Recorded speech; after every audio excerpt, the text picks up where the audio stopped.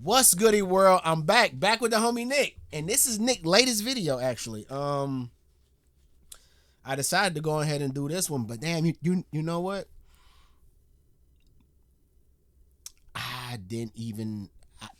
I'm recording this today, but I don't think I had plans on dropping it today because I was just prepping for our anniversary trip. We're going on an anniversary trip this week until next week. So I've just been reacting. Let me show y'all what I got, because I think I am going to drop this today so that y'all can see what I got coming throughout the days, throughout the week. What do I got here? I did Fat Fowl's Broad Street Bullies. I did Fat Fowl's Coat Secret Recipe. I did the Terrible Terry Allen, Percy Hobo, Virginia Hall, and then ERB. I did the Gandhi versus MLK and Adam and Eve. So I'm gonna actually probably drop this video today, and then I'll be giving y'all these videos throughout the week and the beginning of next week.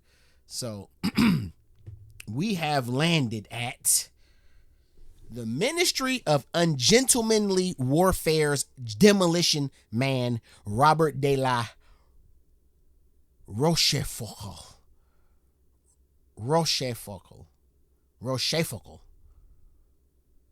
I don't know.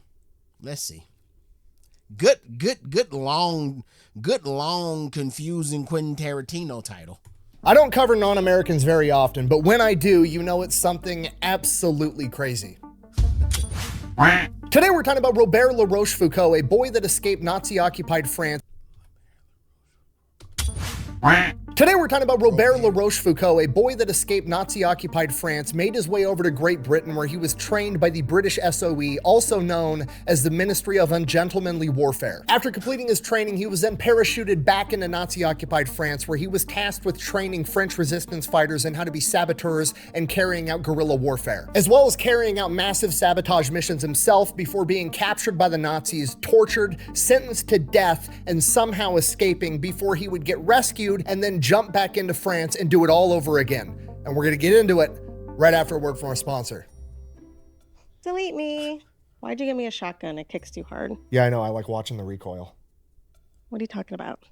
Nothing. Just keep firing it a lot. Preferably in slow motion. Hey, did it jiggle? Did what jiggle? When you fell from heaven. All right, here's the deal. Super simple, straightforward business model. You give them money, they turn around and make sure the data brokers on the internet aren't selling your personal information. What does that even mean? Okay, here's the entire internet and every free service on the planet inside of a nutshell, okay? There's a saying, if you're not paying for the product, you are the product. What that means is pretty much anything on the internet that you use, that's a service, whether that be Google, Facebook, Instagram, Snapchat, all of it, okay? It's all an app. So one of two things is happening. They're either gonna feed you ads, and that's how that company makes money since their service is free, or they're going to collect your personal information, then turn around and sell it to data brokers on the internet, and then they're going to turn around and sell it to whoever buys it, and next thing you know, you're getting 17,000 robocalls every single day. And that's where Delete Me comes in. They will look through all the major data brokers and find the ones that are selling your personal information and submit opt-out requests on your behalf, and then they are legally obligated. Hey, Delete Me. Delete Me might be the most... Look, I'm giving y'all free ads, Delete Me. Y'all need to call me and delete what I got going on too now. Come on now. Come on. Y'all double dipping the chip, and I'm cool with the double dip. I feel that's what a reaction is. It's a double dip. Nick already dipped the chip. Here I come re-dipping the damn chip. But I can say that. I ain't got no problem saying that.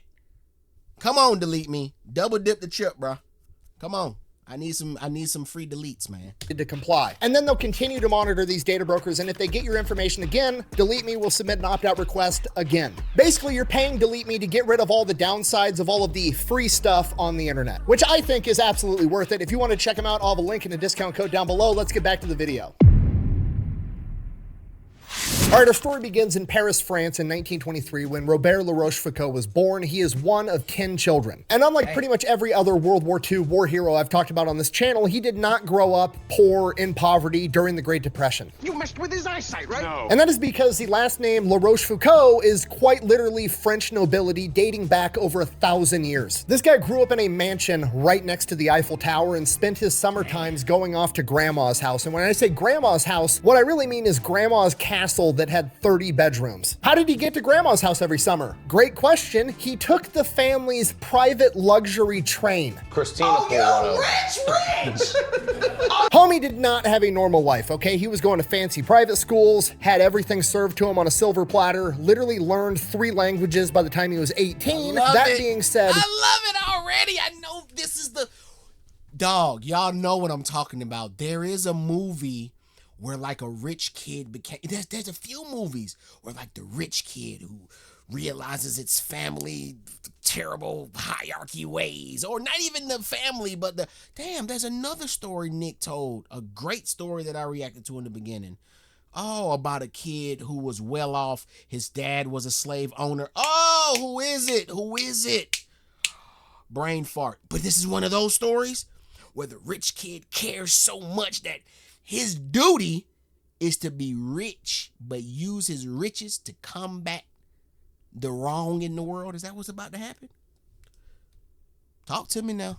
On a silver platter, literally learned 3 languages by the time he was 18. That being said, we do need to understand the culture of the broader society that he grew up in. While he individually may have been living in a life of luxury, the rest of France was still rebuilding its country after World War I. During World War I, France lost approximately 20% of its male population between the ages of 18 and 50. Literally think of 5 men you know, and then imagine if one of them died, and then extrapolate that out through the entire country you live in. This obviously has enormous ramifications for the entire country and culture, and leads to quite a bit of animosity towards Germany. Because of that, in the La Rochefoucauld household, they were not allowed to have any products that were made in Germany, and despite the fact that he had learned 3 languages, he was not allowed to learn German because, as his mother said, he was not allowed to practice such an indelicate tongue. On top of that, his father served in World War I and was injured and had to use a cane for the rest of his life. So there was a lot of animosity towards Germany in the broader French culture, as well as in his household specifically. And that animosity got cranked up to about 1,000 when he was 16 years old and Germany invaded France. When Germany invaded France, Paris was considered an open city, which basically meant we don't want you to destroy the entire city. There's a lot of history there. There's a lot of people there. So we're just not going to defend it. You can roll in, occupy, seize that territory, and we're not going to put up much of a fight, which is exactly what happened. And within days of Germany occupying Paris, they started rounding up people they thought could potentially become an issue. And one of the people that came to mind was Robert's dad, who was a World War I veteran and French nobleman that was obviously loyal to France.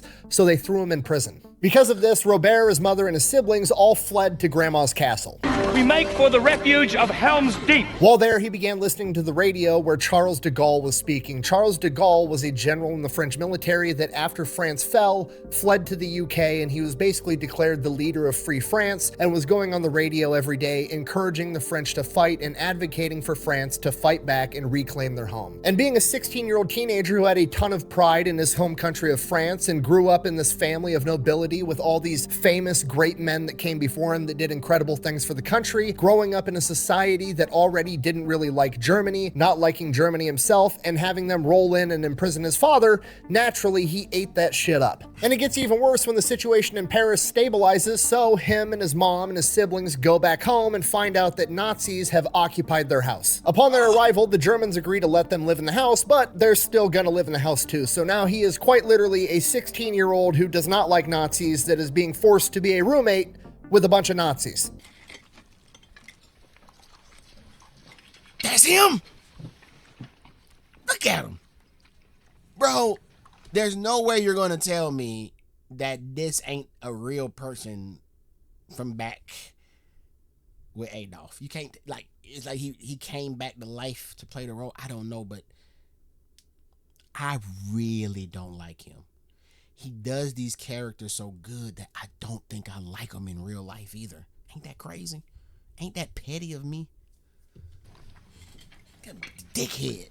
Go and eat another. Oh, What? From the ages of 16 to 19, he is living at home, finishing up high school, starting to go to college, and he is being a roommate with the Nazis the entire time. And he absolutely hates it. His mother has to get him to control his temper multiple times. Now, during this 3-year time period, it's weird. There's not a lot militarily going on in France. I mean, there's Nazi soldiers all over the place, but for the most part, they're just like blending into society, and the Nazis are trying to, not be the bad guys, so they're actually being halfway polite to a lot of people. The soldiers are, ordered to give up their seats on trains and buses to elderly women and citizens, and a lot of people are adapting to this new lifestyle of the Germans are just occupying us. But Robert never adapts. He's a rebellious teenager. He keeps listening to Charles de Gaulle on the radio, and he feels a deep dishonor. He feels like he's letting down his country and his family legacy because all of the family members that came before him all went off and they fought for France, and he's a 16, 17, 18, 19-year-old kid that can't do anything about it because nobody else is fighting. And then one day, the mailman that delivers mail to the Gestapo headquarters comes to the La Rochefoucauld household and says, hey, I delivered the mail to this police department and they got a letter. I steamed it open so I could read it to see who they're going to arrest next. And Robert La Rochefoucauld has been reported as being a communist sympathizer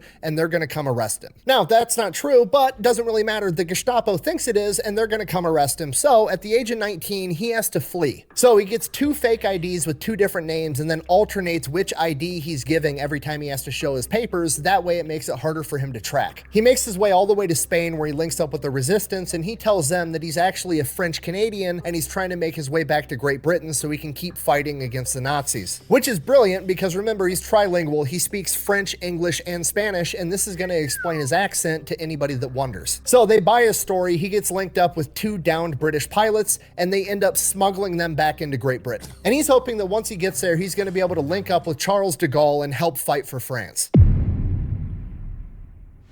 Once he makes his way to Great Britain, he is interrogated by British intelligence pretty rigorously, which is standard procedure, making sure he's not a spy or a double agent or something like that. And they don't torture him, but what they do is they sit him in a room, they interview him, they ask him all their questions. He lies, he says he's 21, he says he's French Canadian, trying to get his way into Great Britain. And they end up sitting him in this room for hours on end. They feed him a bunch of tea and then refuse to let him go to the bathroom. And then they go in after hours and interview him again to see if having a full bladder and really having to take a piss is going to change his answer or make him alter his story in any way, which will reveal that he's up to something.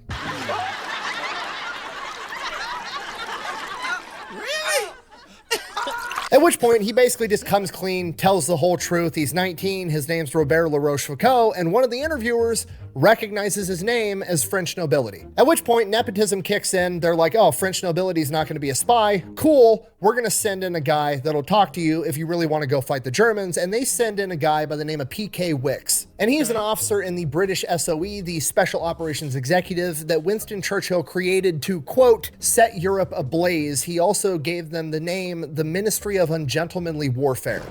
Guilty as charged. Basically, these guys are the inspiration for 007. P.K. Wicks comes to him. His accent gave me guilty as charged. Gave them the name, the Ministry of Ungentlemanly Warfare. Guilty as charged. Basically, these guys are the inspiration for 007. P.K. Wicks comes to him. He's like, hey, you're French nobility. We want you. If you'll have you, here's the thing. You got to pass this super rigorous training. But if you pass, we'll jump your ass back into France and you can take the fight to the Germans. Robert is immediately interested because he really wants to fight the Germans, but he still wants to talk to General de Gaulle first to figure out if there's something more he could be doing. So P.K. Wicks organizes a meeting between Robert La Rochefoucauld and General de Gaulle. They have a meeting. We don't really know what's said, but when he comes out of the meeting, he agrees that he's going to try to be part of the British SOE. From here, they ship him off to training. In the first 3 weeks, his basic training is basically one giant smoke session, running, push-ups, beating these guys up, making them swim when they're tired, making them cold, making them hot, trying to weed out all the weak people. Robert makes it through. After that, potential SOE operatives are sorted into 3 different categories. You've got your general spies, your communication experts, and your saboteurs, your demolition men. What makes me a good demo man?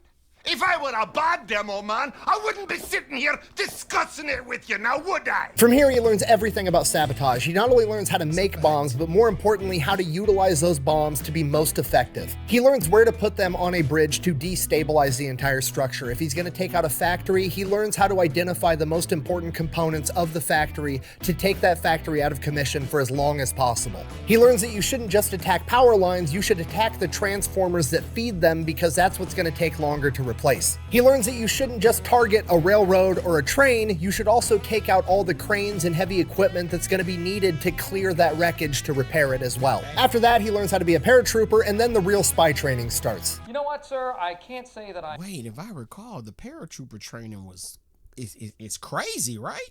It's insane, right? He just breezed by that, didn't he? After that, he learns how to be a paratrooper, and then the real spy training starts. You know what, sir? I can't say that I am shocked because I felt very good about this year's test. The SOE brings in a guy by the name of Eric Sykes, who's regarded as like one of the best combat shooters in the world. He's going to teach these guys how to use guns in actual combat, not just go set out on a range and shoot at a static target. He's going to put them through full-on shoot house training, and he's going to learn from the best. After that, they bring in Eric Fairbairn, who's one of, if not the best hand-to-hand combat experts at this point in time in the entire world. This guy was former British military, and then after that went off and became a cop in Shanghai, which was one of the most violent cities in the world at this point in time. While he was there, he was jumped by a gang and stabbed 12 times. Just a flesh wound. Somehow he managed to survive and then decided that shit's never gonna... Was that Men in Tights? Is this Men in Tights? Point in time. While he was there, he was jumped by a gang and stabbed 12 times. Dang. Just a flesh wound. Somehow he managed to survive and then decided that shit's never gonna happen again, and decided he was gonna learn every single martial art that he could. This guy studied jiu-jitsu, became a second-degree black belt in judo, studied boxing, kickboxing, savate, wrestling, knife fighting, and anything else he could get his hands on. While he was still being a cop in Shanghai, his official police record logs over 600 real-world fights, and he helped found the first ever SWAT team in world history. So between Sykes and Fairbairn, they basically turn him into John Wick in a fighting system that they refer to as gutter fighting. Holy shit, I think he likes it. How about some more? Hell yes. From here, he has his final test, and the final test is they are going to yeet him out the back of a plane in a parachute with no map, no compass, no equipment, somewhere in the UK, and he has to make his way all the way back to SOE headquarters without being captured by the police. And they have notified the police that they need to track his ass down. Now, luckily, they do it in Paris, so he has a teammate that's going to be able to help him out. Unfortunately, his teammate breaks his ankle as soon as he jumps out of the plane. So Robert is like, fuck it, we ball, goes, steals a military truck, drives it back, picks up his teammate, and Fuck it, we ball. Nick, who do you think you are? You are not Nick. Fuck it, we ball. That's why I rock with Nick. all goes steal. Now, luckily, they do it in Paris, so he has a teammate that's going to be able to help him out. Unfortunately, his teammate breaks his ankle as soon as he jumps out of the plane. So Robert is like, fuck it, we ball, goes, steals a military truck, drives it back, picks up his teammate, and drives him straight back to SOE headquarters, and he's back the next day by like lunch, breaking the course record by a ridiculous amount of time. At which point, the chain of command is like, that was super, super illegal, but also the exact kind of ungentlemanly shit we're looking for. You're in. Out of his class of 30 men, only 7 of them graduated, and he's one of them. Wow. All right. Wait. So hold on. Come on. Stop. Come on, y'all. Y'all know I gotta hold on. Just slow it down. So you telling me rich kid, he's able to nepotismize himself into the British military. Not only no. What is it? SOE, the Special Officers something, the SOC, the coalition, whatever it is. He nepotized himself into that. They give him a task that should take days, maybe hours. I don't know, but I'm gonna say days to do. He does it in no time by just stealing the truck and just zooting his homeboy back to the base. Like, let me just get my partner back to the base. And boom, now out of 30, you one of the 7. That easy. Like, Am I tripping, or did it? Now, the difficult part was dealing with your father and the Germans moving into your castle. I get that.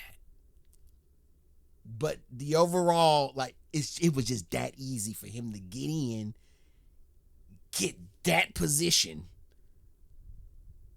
It was that easy for him. Like, it's that easy for some people.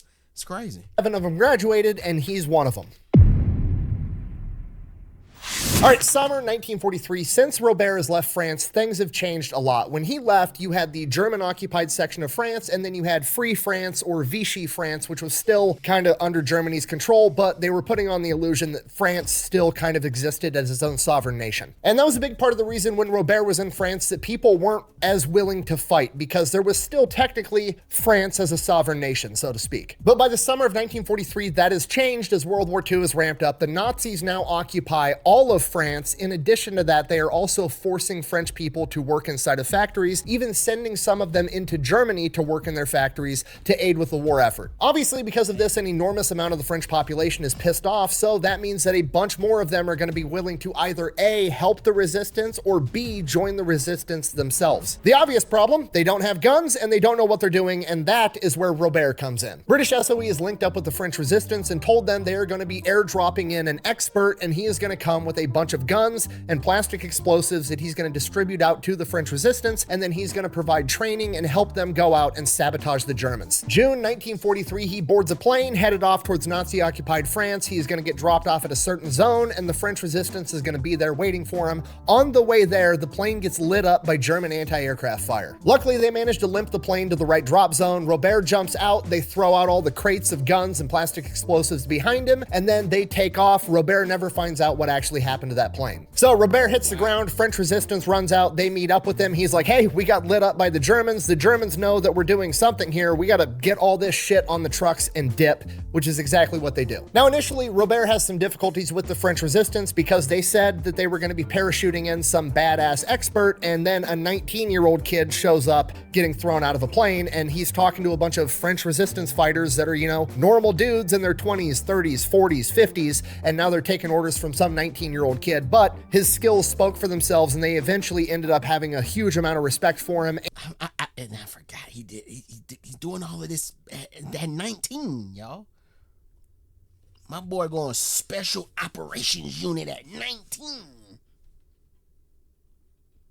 But his skills spoke for themselves, and they eventually ended up having a huge amount of respect for him, and he gained a ton of notoriety throughout all of France. For about the next 5 months, he trained dozens of French resistance fighters in how to be saboteurs, using guns, using plastic explosives, as well as carrying out sabotage missions himself. During this time, they took out a ton of rail lines, they took out a power plant, and they took out a repair yard for German heavy equipment. So things are going really well for about 5 months, but then obviously as the French resistance continues to get bigger and continues to get more effective, the Nazis are going to react, and they start sending in more secret police, and they actually have these secret police go in and start joining the French resistance so they can figure out who's who, and then they start arresting everybody. And by November of 1943, it gets to the point that they are capturing a ton of people, so a lot of the French resistance fighters, Robert included, all just kind of have to lay low for a while. So he goes out in the country, finds an abandoned barn, and he's just living inside of this abandoned barn, trying to go unnoticed by absolutely everyone. Robert is especially scared of getting captured because by this point in the war, the Germans somehow have figured out that the British SOE, the Ministry of Ungentlemanly Warfare, exists, and Hitler has signed the order that they are to be killed on sight.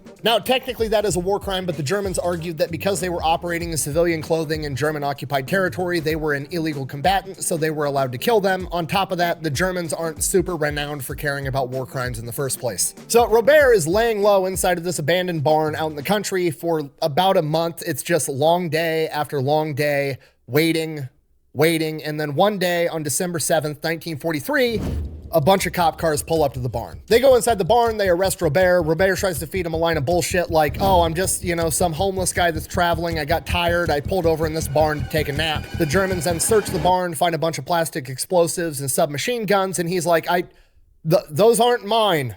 Obviously, they don't believe him. I don't even know what this is. This sort of thing ain't my bag, baby. One book, Swedish-made penis enlarger pumps and me. This sort of thing is my bag, baby.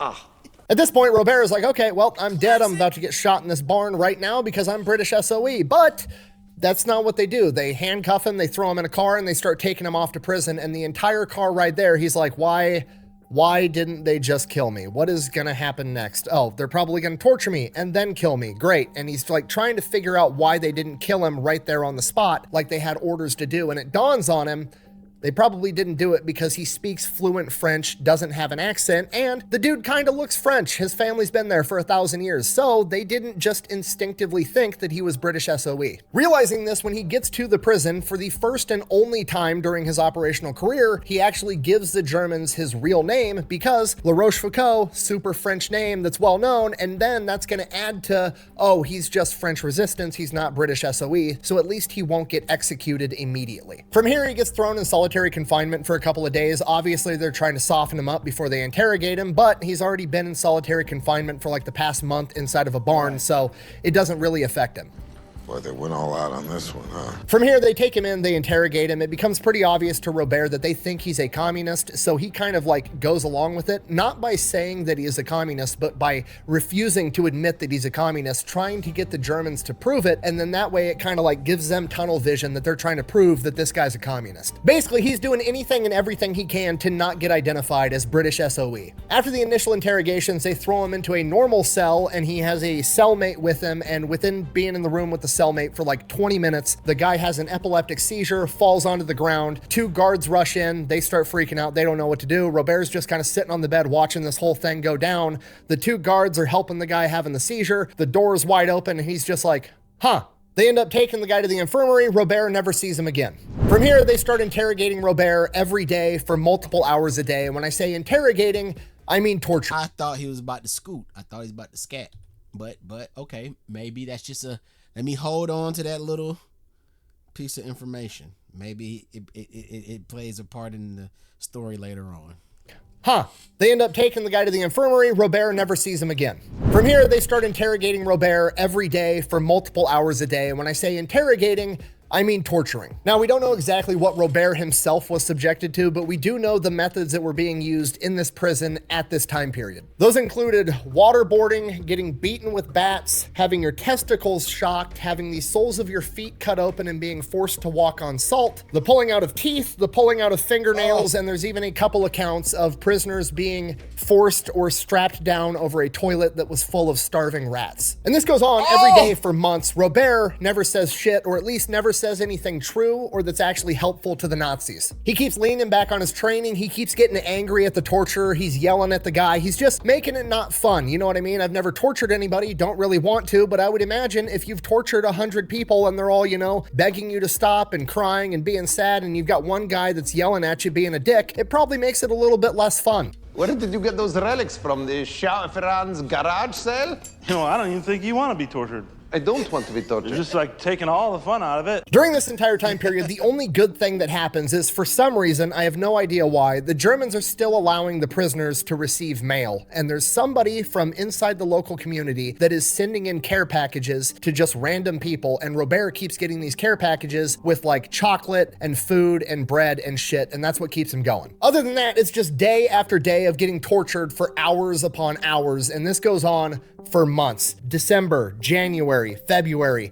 By March, he's really starting to lose hope. He still has his cyanide pill hidden on him, and he's really starting to think about using it. And then on March 7th, he ends up getting pulled from his cell and sent into a tribunal, basically a kangaroo court, where he is going to go on trial for his crimes. So Robert finds out he's going on trial. He's like getting ready to argue, getting his story straight that he was just some random dude passing by. He had no idea that there were weapons inside the barn. He goes inside this military tribunal, doesn't really even get to say anything. They're just like, yep, he's guilty, sentence him to death on the spot. They take him out, they load him in the back of a truck, and the truck takes off. So Robert is now in the back of a truck, moving down the road with a couple of other prisoners, a couple of other guards. He has no idea where they're going, but he knows what happens when they get there. They're gonna kill him. Now remember, the Germans never figured out that he was SOE. They have no idea that he's been trained to, I don't know, kill people with his bare hands or any number of other things. So they decided that he was just some other French guy that they tortured for 4 months and is probably broken, so they didn't bother to throw him in the truck with handcuffs, just like any other type of prisoner. So Robert hits one of the guards and jumps out of the back of this moving truck, tucks and rolls, and takes off running as fast as he can. The other guard stands up, starts shooting at Robert, but only for a second, because after the first couple of bullets, which missed. The driver ends up slamming on the brakes because he hears gunfire, not knowing what's going on, ends up knocking the guard down, and it gives Robert enough time to make it to the corner and turn it so he's not in their direct line of sight. From here, he just keeps running as fast as he can, taking every single corner, every back alley, trying to lose the Germans. After a couple miles, he hasn't heard the truck behind him in a while, and he's finally starting to think to himself, okay, cool, I managed to lose that truck. He turns one more corner and runs smack dab into a Nazi headquarters building. Nazis. I hate these guys. At this point, he's like, fuck, what do I do? Because if I turn around and run the other way, that's gonna look suspicious. There's guards in front of this place. Okay, I'm just gonna play it cool. Stops running, starts walking, acting and pretending like he's supposed to be there. The problem is, he's still wearing his clothes from 4 months ago when he was captured. He's got a beard, he looks like shit, he smells terrible, whatever, we just gotta roll with it. And he keeps walking towards this Nazi headquarters building and goes to walk right past it. And right at the main gate, there's this big fancy Nazi limo with little Nazi swastika flags on the side, and he kind of looks inside of it. There's keys inside the limo, looks across the street.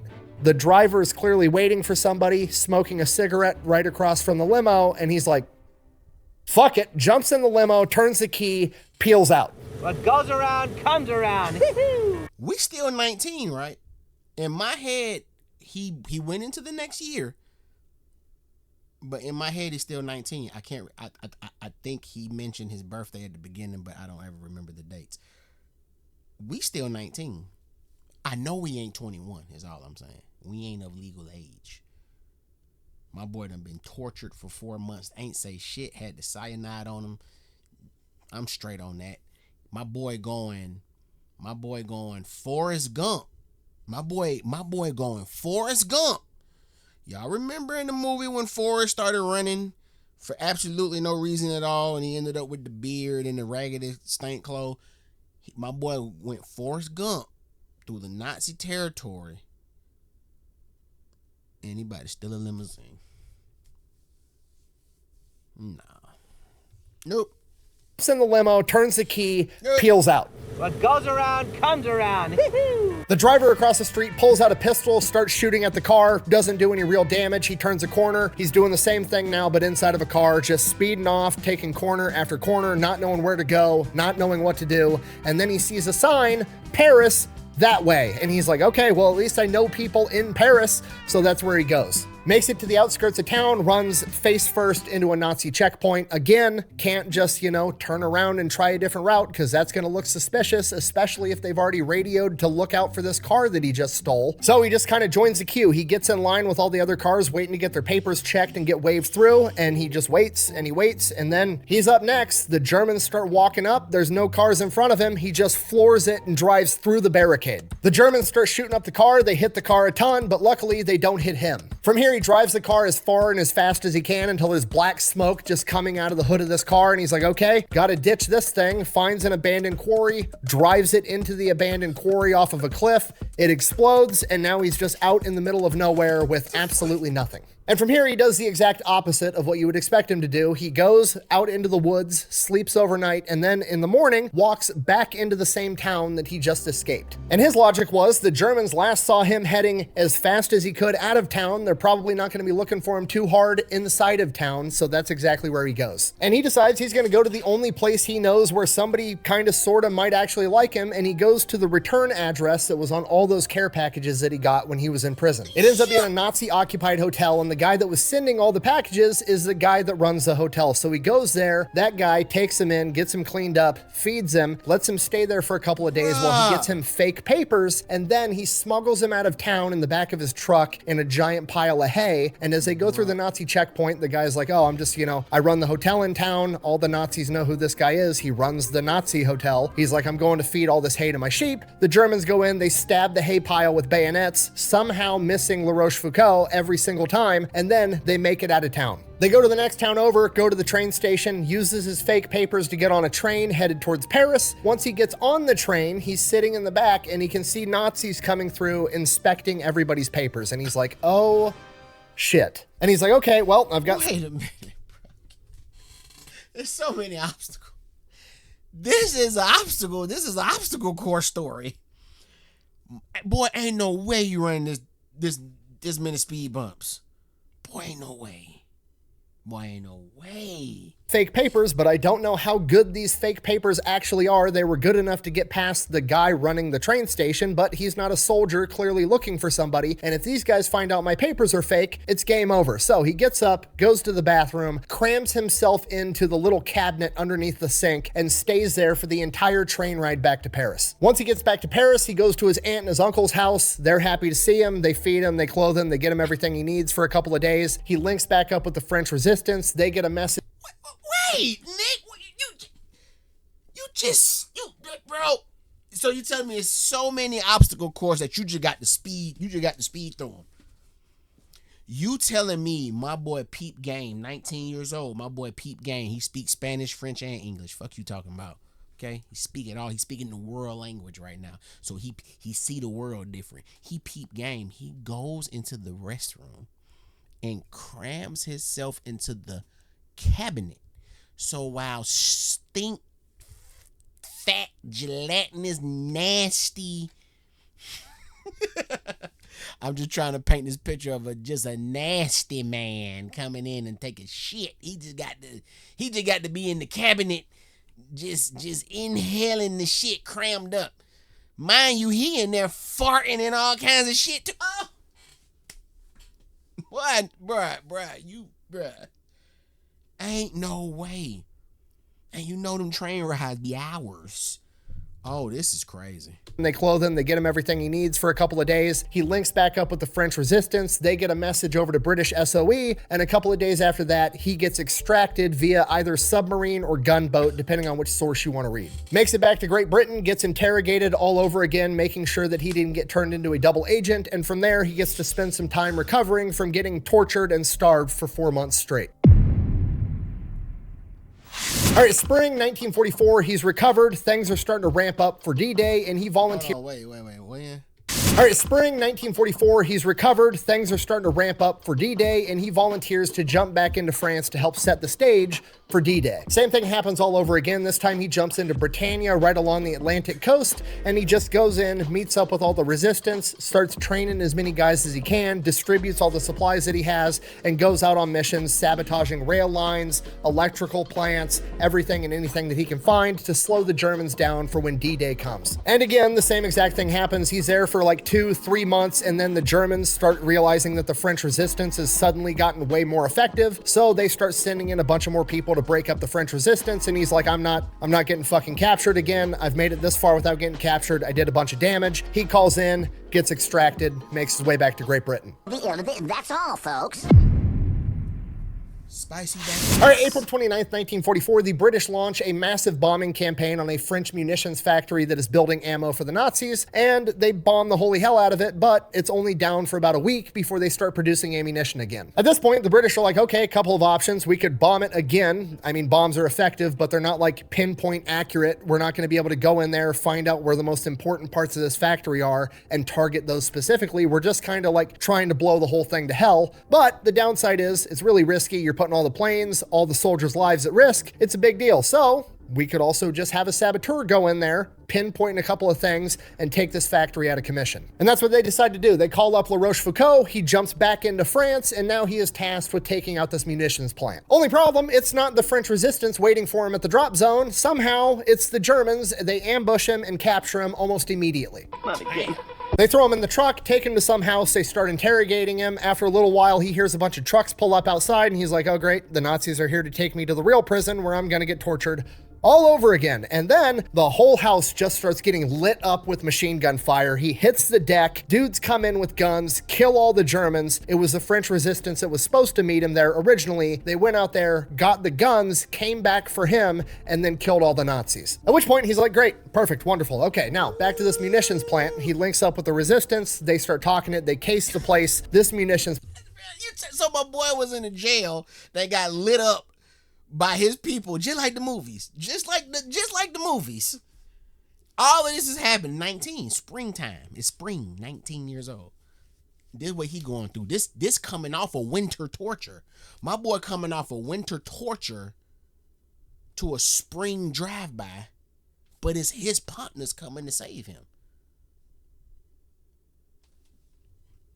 I don't know a 19-year-old that went through winter tortures for spring shootouts. I just ain't never met a 19-year-old like that, y'all. To this munitions plant, he links up with the resistance, they start talking it, they case the place. This munitions plant is absolutely massive. Every single worker that goes in there has their papers checked going in and coming out every single day. This is not going to be easy. He has to figure out how to get fake papers for this plant. He has to figure out how he's going to smuggle in all the explosives, and he's going to have to figure out how he's going to get out once the explosives go off. So they go out, they end up finding a bunch of the maintenance crew for this factory and convince them to help him. They use those guys as actual IDs to make fake IDs for Robert and like 4 other resistance fighters. Then, using Robert's knowledge of how to sabotage stuff and the maintenance guy's knowledge of how the factory actually works and what's important, they come together and figure out which targets they're going to hit, mainly water mains and electrical rooms. Then they got to figure out how they're going to get the explosives inside the factory. So they hollow out their shoes and they're going to smuggle explosives in their shoes. So they load their shoes up with explosives. Next day they show up to work. They all kind of stagger throughout this line. And like I said, this factory... Excuse me. I don't know exactly what that means, hollow out their shoes. What does that mean? The shoe is hollow. I'm thinking about midsoles. I'm thinking about, okay, maybe they hollowed out the soles and put, but it's a shoe. How big are these bombs? How big are these explosives? What am I missing, y'all? Help me understand what I'm missing. Let me take it back, make sure he said shoes. Mainly water mains and electrical rooms. Then they got to figure out how they're going to get the explosives inside the factory. So they hollow out their shoes and they're going to smuggle explosives in their shoes. So they load their shoes up with explosives. Next day they show up to work. They all kind of stagger throughout this line. And like I said, this factory is huge. There's over 5,000 employees, right? And there's only like 1 checkpoint. So the dude that's checking papers is not like heavily scrutinizing. He's like, good, go, good, go, good, go.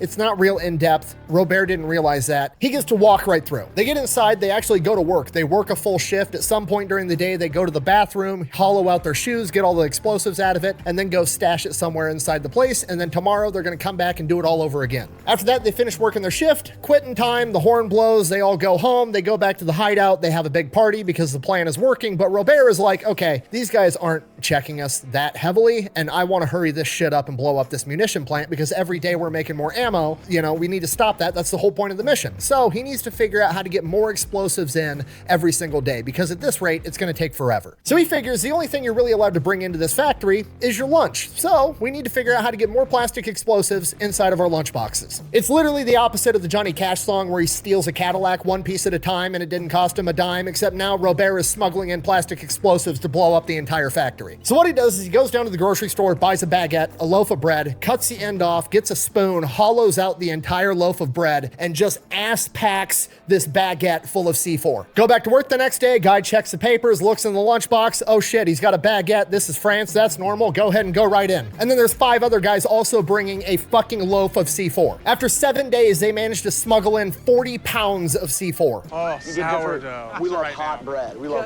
it's C4, it's C4, it's C4, okay. I get it. I get how they can, I get it. I get the shoe shit. I get it, guys. Damn, I got it. 30 pounds of C4. Oh, sourdough. We love hot bread. We love I don't know why I'm thinking that. After that, we're ready to blow up this plant. So here's the plan. Everybody's going to go to work as normal. We're going to bring even more C4. And then at the end of the day, factory closes at 7 o'clock. At 6:30, Robert's going to slip away. He's going to go out to the fuel warehouse and he's going to rig up the fuel warehouse to explode with a massive chunk of C4. And it's going to be on a 1-hour time delay. Then Robert's going to hide till 7 o'clock when everybody else, including the other 4 resistance guys, are all going to leave. And Robert's going to run around the factory. He's got 30 minutes to place all the rest of his charges. He's going to blow up the water main, the main power lines, and all the railroads coming in and out of the factory. The 4 resistance guys that already left are going to grab their bikes and Robert's bike, and they're going to pedal around the backside of the factory and wait by the 18-foot high wall on the outside with a rope. Then after Robert places his charges, he's going to jump out of a window, run across the courtyard at the wall, yell over to him. They're going to throw the rope over. He's going to scale the wall, and they're going to pedal off on bikes. We've seen this in jailbreak movies. We've seen this on shows, but this shit real life. This really happening. This is the plan. Is nigga about to tell us the plan failed? I know this is the plan. He just broke the plan down for us. Please tell me this plan works. Please tell me they pull this shit off. Which is exactly what happens. They make it about 4 blocks away from the factory before there's a massive chain of explosions, and then they make it back to the safe house, have a humongous party, and get completely shit-faced. From here, Robert radios over to British SOE, says mission successful. They radio back a single word, congratulations. That munitions factory was then out of commission for 15 days straight, and it's unclear how effective they were after they did start manufacturing more stuff at the location.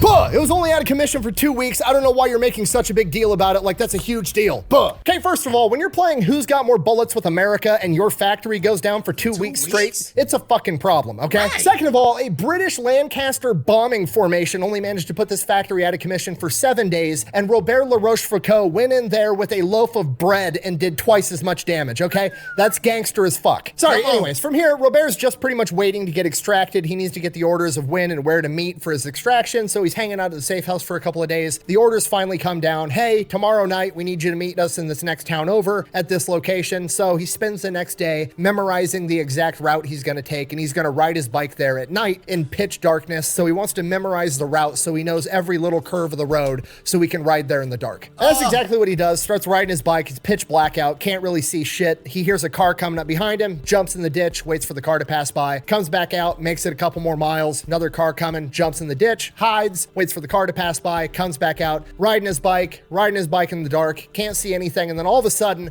he just runs into something. And it's a German checkpoint. He literally rode right into it because, well, that wasn't on the map. And now the Germans have him at gunpoint and there's a curfew and he's not supposed to be out at this hour. So they start asking him questions. They're like, hey, what the fuck are you doing? And he's like, and here is where being in the military from the age of 19 really shoots him in the foot. Okay. Wait, what do you mean from the, how old is Bob? Oh, damn. We skipped some years. I'm tripping. Yeah.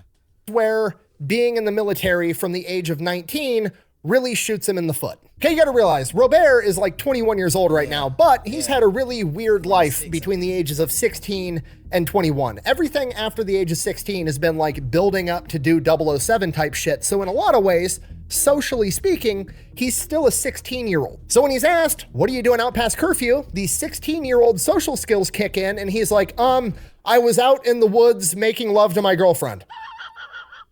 Hey, makes sense. Okay, now for a 16-year-old boy making out with his girlfriend in the woods, great excuse, highly probable, definitely what's going on here. For a 21-year-old man that just got done working at a factory, not a great excuse. German guard says, and I quote, why don't you fuck your girlfriend at home? To which Robert is like, From here, they take him to Fort Duas prison, throw him in a cell. He's informed that he's gonna... Was that Grand Theft Auto font? From here, they take him to Fort Duas prison, throw him in a cell. He's informed that he's going to start getting interrogated in 2 days when the head of secret police gets back in, and that guy's name is Friedrich Wilhelm Doza. Robert knows the name because Doza is like one of the best secret police the German has, and he has been responsible for arresting hundreds of French resistance guys. He's always infiltrating the French resistance and breaking them up and arresting everybody. So at this point, Robert's kind of freaking out, like, okay, I might have met my match with this guy. I can't let him know what my real name is. If I give him my real name, he's going to track down my family, he's gonna hurt them next, and for the next 2 days he considers taking his own cyanide pill just so he doesn't accidentally give up his name to protect his family. And really over the course of this time period, he just comes to accept that like he's gonna die soon, but he can still determine how he dies. So he figures, you know what, I might as well try to escape. If I end up getting killed or if I end up getting recaptured, I'll take the cyanide pill, or they'll kill me when I'm trying to escape. I'm dead either way, I might as well give it a shot. And then he has an idea. He remembers back to the last time he was held in a prison, and that one guy had an epileptic seizure and the guards ran in and started helping him. Now, he's in a cell by himself, so he hangs around, he waits till the guard is walking by, and then he has an epileptic seizure. The guard unlocks the door, runs in to help, and then Robert grabs him, throws him on the ground, snaps his neck, and kills him. And here Robert's just kind of like, I just killed a guy. You should find yourself a safe house or a relative close by.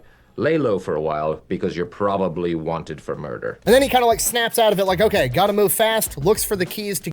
Nick, you lying to moi, bruh. You are lying to moi.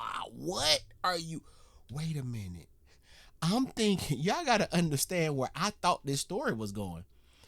I remembered the piece about the guards and the door being open, and I'm thinking he's about to be in the cell, or he's going to wait. When Nick said he waited, I'm thinking He's waiting for another prisoner to be put in the cell, try to pull some maneuver, the door's open, he gets out. You're telling me he played the role and just said, I'm gonna just snap the neck. Just the hell with what Manolo was thinking. I was trying, bro. I was trying to do what you wanted me to do, but I ain't got time for that shit. Let me snap this man neck and get the hell on. What did I hold on to that piece of information for? I held on to the wrong piece of, I held on to the instead of the epileptic seizure. The epileptic seizure. Y'all know what I'm saying. And here Robert's just kind of like, I just killed a guy. You should find yourself a safe house or a relative close by. Lay low for a while because you're probably wanted for murder. And then he kind of like snaps out of it like, okay, gotta move fast, looks for the keys to get off of like the block that he's on. He has keys to his cell, but he doesn't have keys to get out of the section of the prison that he's in, and neither does the guard. So he's like, shit. Damn.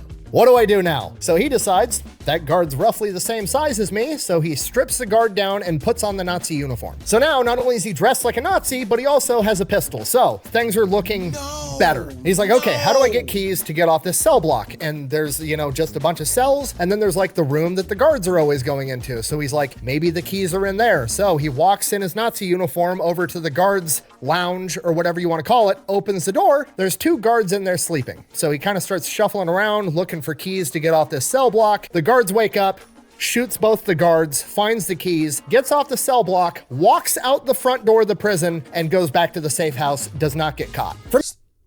So Nick just gonna continue. He's gonna continue to just lie to me like this. Wait a minute. So y'all telling, wait. My boy went from not a killer. My boy done been through the ringer by the time he's 20. 21, my boy get caught up riding a bike. Y'all gotta understand, he riding a bike now. This is a super spy riding a bike in the nighttime, get caught up, and now he done murked 3 people. He done broke a neck and done put the grips to 2. He done put artillery in 2 people. And walks out of the prison he's being held, or jail, I don't know which one it is. 21 years old, y'all. He finally can buy a beer. Instead of buying a beer, I'm just off 3 people. Fuck it. Block, walks out the front door of the prison and goes back to the safe house, does not get caught. From here, he doesn't leave the safe house for like 3 days straight. The Nazis know what he looks like. They have like a hand drawing of his face. They've got wanted posters all over town. They are looking for this guy. There's no way he's gonna be able to get out of this safe house and get to like the next safe house to the next safe house to get to where he can get extracted, because the Nazis are looking at every single checkpoint. They are gonna catch him. After about 3 or 4 days of hanging out at the safe house, waiting for everything to cool down, it's not cooling down. Nobody can come up with a plan on how to smuggle his ass out of here. And then the owner of the safe house is like, I mean, I do have one idea. My sister's a nun and she's a little bit husky. So, I mean, that is an option. Daniel, hi. Could you make me a woman? Okay, hard cut. Robert, with a freshly shaven face, is now walking down the streets of France in a nun outfit, literally waving at Nazis as he walks by, and nobody suspects a thing. Robert makes it all the way to the next safe house. God, bruh, Nick, stop. Wait. First he plays dress up as a Nazi prison guard. Now you telling me he go nun? This real Mission Impossible. This real suitcase, what's the material they called it in the Tom Cruise movies anyways? The fiber whatever mask? He going suitcase mask nun. He's going Whoopi Goldberg, Witness Protection, Sister Act. Then he going sequel. He going Sister Act 2. For real. You telling me my boy, 21 years old, bicycle, nighttime. 3 people dead. All of a sudden. Nazi prison guard. Turn Sister Act nun. This is crazy. This is incredible.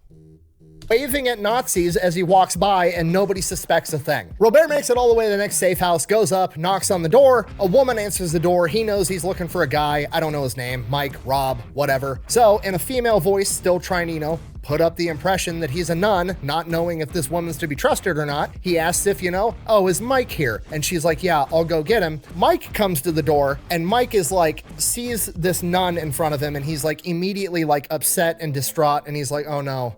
Sister, are you going to tell me that he passed away or he was captured? Thinking, because he's been waiting for Robert DeLa Rochefoucauld for like 4 days. He was supposed to be here 4 days ago. So he's thinking in his head, this nun is coming to inform him that his friend that he's been waiting for has passed away or whatever. At which point, Robert, using his man voice, is like, bro, I'm right here. Can I help you, man? Oh, sorry I'm late, but after all those scotches, I had to piss like a racehorse. He goes inside the safe house, tells him the story. The woman that answered the door is actually this guy's wife, tells her the story. They all have a good laugh. From here on out, he's hanging out at this safe house. My boy going rogue. So he's hanging out at the safe house for a couple of days. It's crazy because look at the kid on the car. That's how I'm physically envisioning this kid, because in my head, he's a kid. In my head, the boy is a kid. So this is how I safe house. Him. Right there, look at him. Just a little, little dude just thrown into this. Just thrown into becoming a super spy. And good, rich, spoiled child thrown in. Tom Cruise. For real.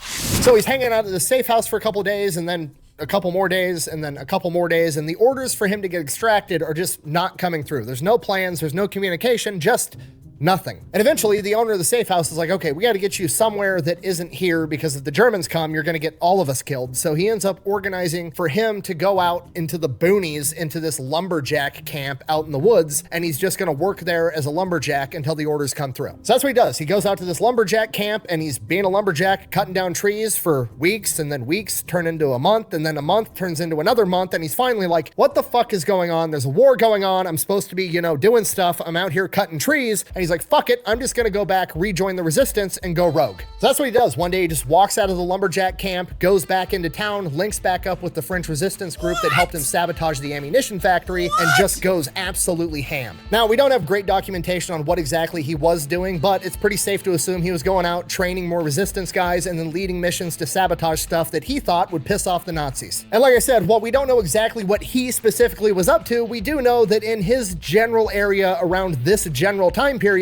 there was over 100 Nazi rail lines that got sabotaged. We do have one specific story that he took the time to write about, though, during this time period. He was working with the French resistance, and they were setting up an ambush for some German soldiers, and during this ambush, there was some type of building that they were in, either like an abandoned factory or a factory, whatever it was. He says he walks into a room, he opens the door, and as he opens the door into this room, it's just a room with a desk in the middle, and straight across from his door was another door, and at the same moment that he walked through his door, a Nazi soldier walked through the other door straight across from him. He immediately draws his pistol, starts firing at the German. The German draws his pistol, starts firing at him. They both mag dump each other, and both of them miss with every fucking shot. At this point, Robert and the Nazi are just looking at each other with empty pistols like, I'm not sure what to do with my hands. Be good to hold him down by your side. Yeah, great. Like, what is the protocol here? Do I hurry up and try to reload faster than him and then shoot him and hopefully I hit him this time, even though I didn't with the last 7 bullets? Or do we just have a fist fight to the death? What's the plan? So Robert and this Nazi are both just kind of looking at each other, probably for like a split second. They better not start running at each other and fighting like the movies, bruh. They better not, bruh. But I bet it felt like forever. And they're both just like, and they both, at the same time, exited, turn around and go out the door they came in and shut the door behind him, never go back. Robert never saw the guy again. So he goes rogue for a couple of months, has a bunch of missions, presumably does a bunch of stuff, trains a bunch of people, whatever, and then the entire landscape of the French resistance changes. Now, when you talk about the French resistance, a lot of people just assume that it's all the same thing. Like there's just one organization, one big entity that is the French resistance or the resistance, right? That's really not how it worked at all. There's a bunch of different factions of French resistance, and they were all doing different things, and some of them did not like each other and would work against each other. It was kind of a crapshoot. So you had factions of resistance that were loyal to what France used to be. Their essentially loyal to General de Gaulle. They're loyal to Free France. They want things to go back to how they were before the Germans showed up. You also have factions that are communist that want France to get taken over by communists and become a communist nation. And then you have other factions that are like comprised of almost exclusively Jewish people or whatever. So you have all these different factions with different motives, and they're not always working together. Well, by this point in time, D-Day has happened. Allied forces are here. They're liberating France. And because of this, General de Gaulle comes back and he basically puts an end to all the resistance that is loyal to him. They're like, okay, we don't need the French resistance anymore. If you want to fight for France, you can quit being part of the resistance and you can just come join the Free French army and you can be directly underneath me. And because obviously La Rochefoucauld is loyal to General de Gaulle, that's exactly what he does. So La Rochefoucauld joins the French army and the French army is like, okay, we've got this guy that's basically fucking James Bond. He's been doing 007 shit for years. We should probably just give him some orders and cut him loose or put him in charge of some people and get him into the action, right?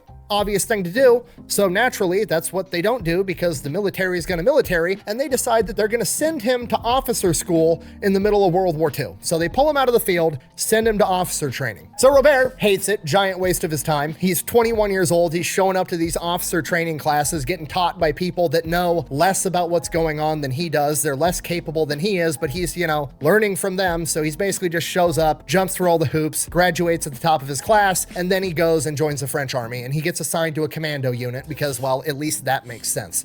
Is it just me or does it sound like my boy has joined the military 12 times already?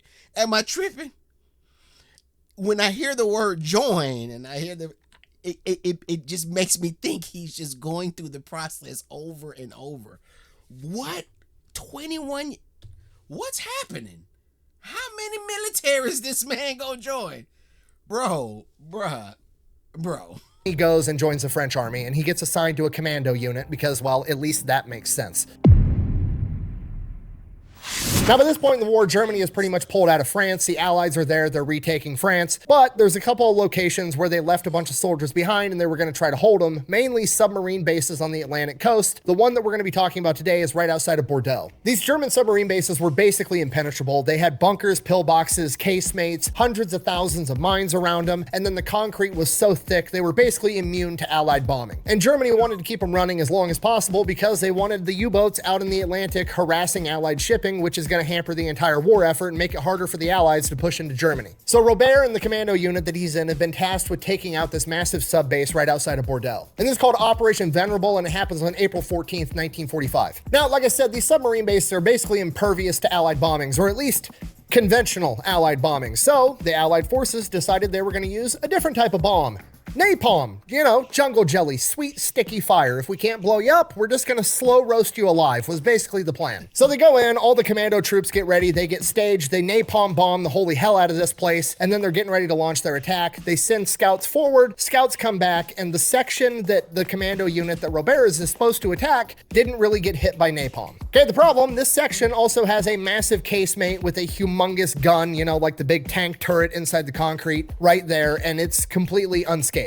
And if that casemate stays intact and they launch this attack, that casemate is going to take out all the tanks, and then once the tanks are out of play, they're not going to be able to provide cover for all the ground troops, and the ground troops are going to get absolutely mopped by the machine gun bunkers, and it's just going to be one giant meat grinder. So the captain of this commando unit calls his officers in, Lieutenant La Rochefoucauld included, trying to come up with a plan. To which Robert, hearing the problem, is like, oh, you have a very particular piece of equipment that you need eliminated that's very hard to get to, and you need it done quick, easy, and in a hurry? What I do have are a very particular set of skills. Now the captain is hesitant. He knows about La Rochefoucauld's background, but he's still like, how is one dude gonna go in there and take out this massive casemate by himself? I don't know if it's worth it. To which La Rochefoucauld is basically like, look, we're gonna get slaughtered tomorrow anyways. If I take me and like 3 other dudes with me and we end up dying on this mission and we fail, is us being at the battlefield tomorrow gonna make the difference on us getting slaughtered now or then? Like, you might as well let me throw the Hail Mary. And the captain is like, you know what? You're right. Fuck it. What do you need? To which Robert is like, okay, here's what I need. I need a rubber boat. I need some volunteers, and I need a loaf of bread. A bunch of plastic explosives. That night, they take the rubber boat. They paddle around the backside of this submarine base with nothing but a single flashlight to light their way. It takes them about 2 hours to get there. They crawl up the beach. They make it to this massive wall around this submarine base. At this point, it's starting to rain, which is actually a good thing because that's going to drown out any little bit of noise that they make. So they get up to this wall. Okay. Here's the plan. Robert's going to scale the wall, does that. Now, there's the wall to the submarine base, then there's like a courtyard, and then there's the big bunker with the casemate in it. And in between the wall and this casemate bunker is cobra netting, that camouflage netting that's kind of like spanned between the two, so aerial reconnaissance can't see what's going on inside that courtyard. Now, Robert, sitting up on this wall, can see that there's a single German guard patrolling this courtyard, just going around in circles all night long. So he takes out his knife, cuts a man-sized hole in this cobra netting right where he's at, and he just waits till the guard is reasonably close to that spot, jumps through the hole, lands on top of the guard, slits his throat, then leans him up against the wall and tries to make it look like he's sleeping. Bro, ain't no way that boy caught his first body at 21. Nah, he doing this way too. Unless my boy is like in his head, he really on his James Bond, Mission Impossible, 007, Austin Powers combined. There's some Austin Powers spy shit going on in here too now. My boy just went from up to him breaking old boy neck in the prison, in the jail cell. The story was amazing.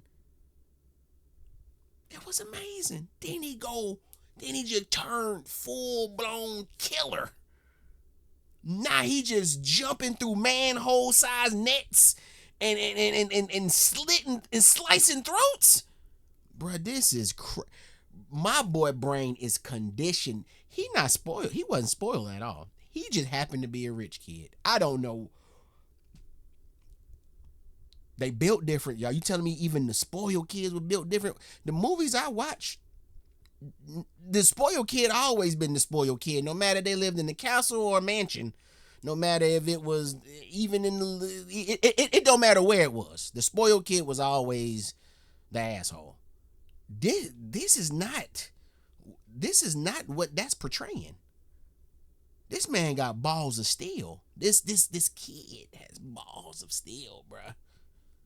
Huevos. Disturb my friend. He's dead tired. From here, his guys drop the plastic explosives down to him. He sneaks over to the casemate, places them where he thinks they need to be. Here, him up against reasonably close to that spot, jumps through the hole, lands on right round in circles all night long. So he takes out his knife, cuts a man-sized hole in this cobra netting right where he's at, and he just waits till the guard is reasonably close to that spot, jumps through the hole, lands on top of the guard, slits his throat, then leans him up against the wall and tries to make it look like he's sleeping. Don't disturb my friend. He's dead tired. From here, his guys drop the plastic explosives down to him. He sneaks over to the casemate, places them where he thinks they need to be to cause the maximum amount of damage, rigs it up to explode in 7 minutes, runs back to the wall. They drop a rope down to him. He climbs up. They get back in the boat. They dip. While they're making their way back in their little rubber boat, massive explosion goes off.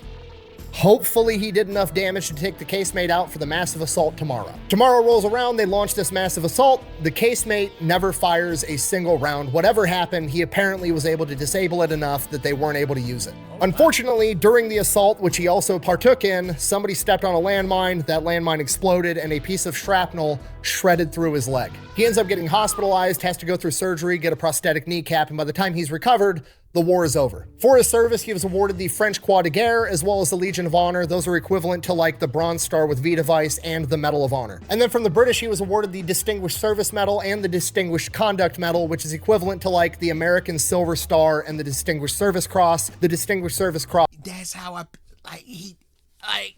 that's how I kind of pictured him.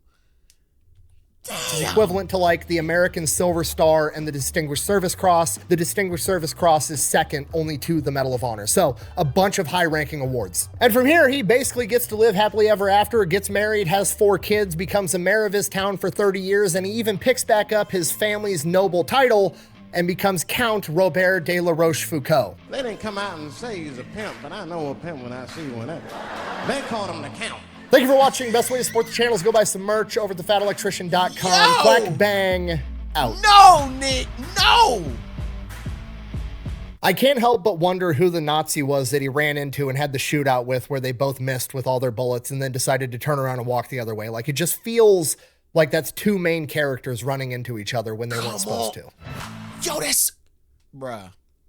Get the fuck out of my head, Nick. Bruh, I was just thinking, what happened? Could you imagine what that Nazi officer's thinking? Hopefully he survived like my... Bro, wait a minute. Bro, you telling me he did all of that by 21 and just went home, had 4 kids, and became a count. Boy, no way.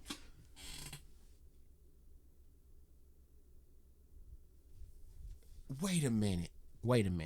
So you're telling me by the time he was my age, right now,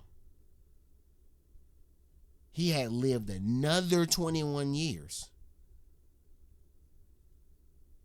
And you're telling me that the story he tells about the first 21 years of his life just ends at that. You know how usually these military stories that Nick tell, like the guys, they just keep going back, re-enlisting.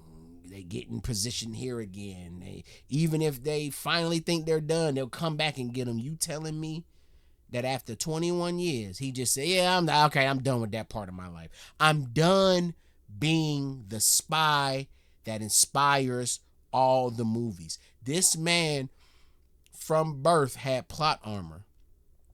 The money and the wealth that his family amassed, that's some armor. That's society armor, societal armor. You're respected, you get to get away with stuff. Hell, he was because of his family's position, he was able to just skip through. At least that's how the story was told. Skip through, you know what I mean? Okay. And then just, I'm done with that. I'm done being the real life spy superhero. Like, I did that. Been there, done that. He been there, done that. Came back to been there, done that, do it again. Came back to been there, done that. Kept getting caught, escaping, coming back, caught. And then at 21, he just, it's time for me to just be a regular adult now. Man, bro. With all these medals. Bro, that's just amazing, man. That's amazing. It's so crazy because when I'm listening to these stories and I'm hearing about the bodies that these people catch, like the piles of bodies that they get, it becomes not shocking because, of course, when we're listening to these stories, we're listening to them with war ears. You know what I'm saying? I feel like every conversations that, like, if you're into something, like if you're into Fatty Electrician and you're into another channel where they tell serious war stories, and then you're into a damn channel that damn rolls fucking tobacco cigars, you have different ears for all of those channels. So my ears for Nick, when he's telling me that these guys are just mowing down people, I'm used to it. Okay, he caught 40 bodies. When you tell me this story, and then halfway through this story, where I'm thinking this man done probably already off 9 million people, even though Nick ain't mentioned it. But the shit that's going on in the story, he's had to have knocked off some people. You telling me halfway through the story, he catches his first body? And then he just started catching bodies like it's nothing. I mean, it's only 4 bodies he caught. But those 4 bodies are more shocking than the mow down bodies that of the other stories, because this whole time I'm thinking he got to be catching bodies. And you telling me he only caught 4? He did all of that. Only caught 4 bodies. 21, said I'm done, and just went and lived a pedestrian life. Man, that's come on. Like, comment, share, subscribe. Come on and run this up, man. This is amazing. I'm out, y'all. Peace.